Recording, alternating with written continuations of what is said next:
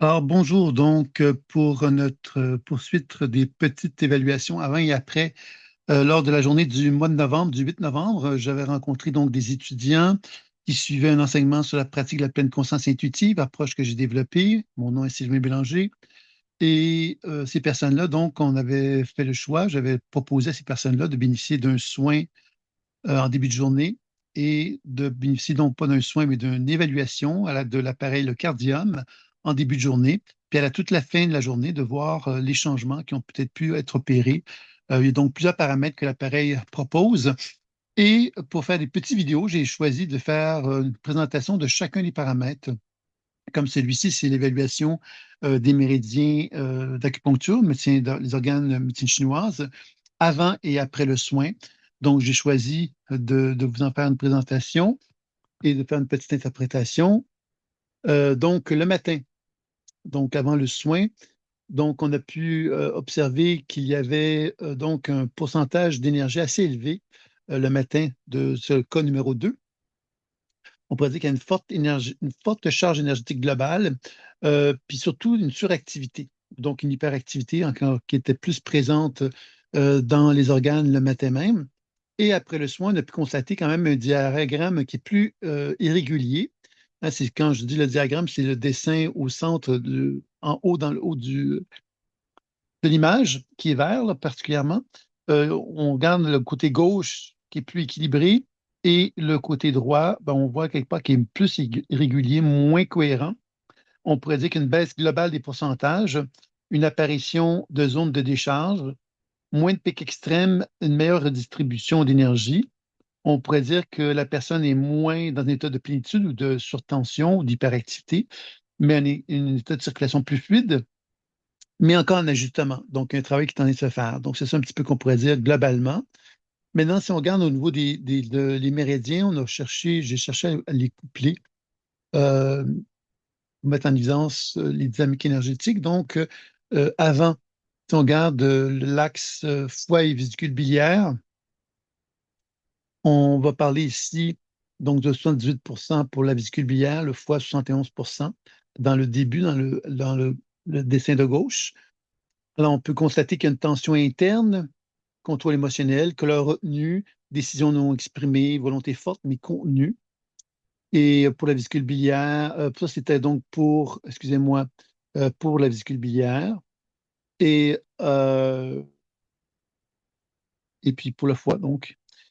Et puis, ce qu'on voit après la mesure, c'est 63 vésicule biliaire et le foie 56. Donc, une baisse assez importante là, pour le foie, qui est assez importante. Donc, on pourrait dire ça comme ceci. Le soin a provoqué une décharge du foie, souvent vécu comme fatigue, émotion libérée ou sensation de vide temporaire. Ça arrive souvent hein, quand il y a un soin qui est en profondeur, comme ça semble être le cas dans le cas de cette personne-là, le cas 2.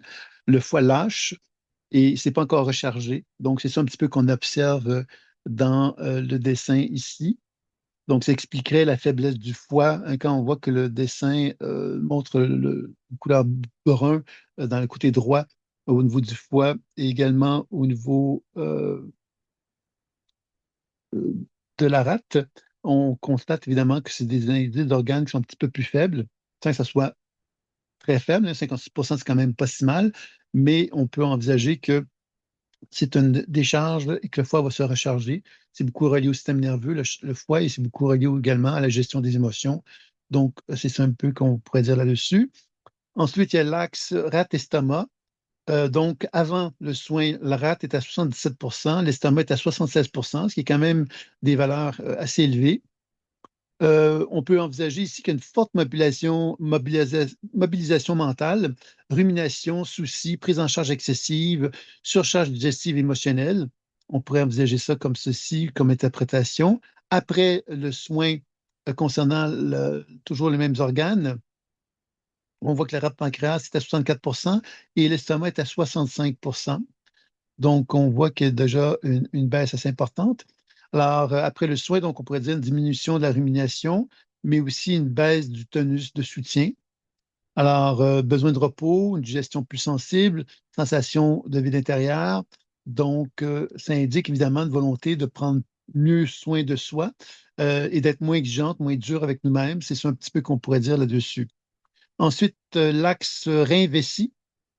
Alors, avant le soin, donc le côté gauche de notre dessin, on voit 84 pour le rein, donc c'est très, très élevé, et vessie, 71.